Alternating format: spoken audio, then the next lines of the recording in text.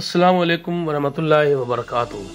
جیسا کہ اس بابرکت مہینے یعنی رمضان المبارک کا آخری عشرہ شروع ہو چکا ہے اور یہ عشرہ ہم سب کے لیے بے حد قیمتی ہے، کیونکہ یہ وہی وقت ہے جب نبی کریم حضرت محمد صلی اللہ علیہ وآلہ وسلم عبادات میں سب سے زیادہ مشغول ہو جاتے تھے۔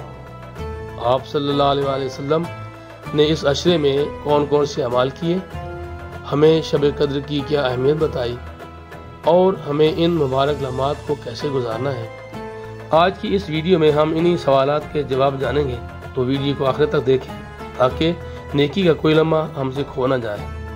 رمضان المبارک کے آخری عشرے میں ہمارے پیارے آقا حضرت محمد صلی اللہ علیہ وآلہ وسلم کے معمولات نہایت عبادت اور ریاضت پر مشتمل ہوتے ہیں۔ آپ صلی اللہ علیہ وآلہ وسلم عام دنوں سے زیادہ عبادت کرتے اور اللہ کا قرب حاصل کرتے۔ سب سے پہلے تو آپ صلی اللہ علیہ وآلہ وسلم رمضان کریم کے آخری عشرے میں مسجد نبوی میں اعتکاف فرماتے، دنیاوی معمولات سے کٹ کر مکمل طور پر عبادات الہی میں مصروف ہو جاتے۔ ہمارے پیارے آقا کریم صلی اللہ علیہ وآلہ وسلم آخری عشرے کی پاک راتوں میں خاص طور پر شب قدر تلاش کرتے اور ان راتوں میں زیادہ سے زیادہ عبادت الہی فرماتے۔ آپ صلی اللہ علیہ وآلہ وسلم راتوں کو جاگ کر طویل قیام فرماتے، قرآن پاک کی تلاوت فرماتے اور اللہ سے گڑ گڑا کر دعائیں مانگتے۔ آپ صلی اللہ علیہ وآلہ وسلم اللہ تعالیٰ سے خوب مغفرت طلب کرتے اور اپنی امت کے لیے خصوصی دعائیں مانگنے میں مشغول رہتے۔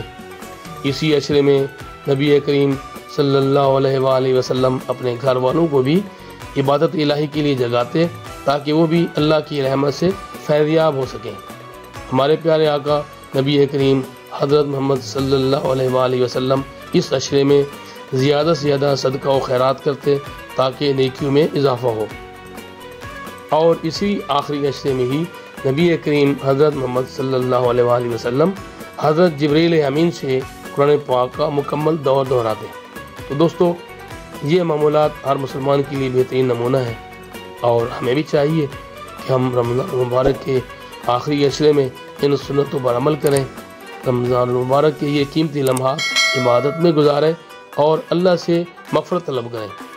تو اگر آپ کو یہ ویڈیو اچھی لگی ہو تو اسے لائک کریں، دوسروں کے ساتھ شیئر کریں اور ہمارے چینل دی ورلڈ نالج کو سبسکرائب کریں تاکہ مزید ایسی اسلامی ویڈیوز آپ تک پہنچتی رہیں۔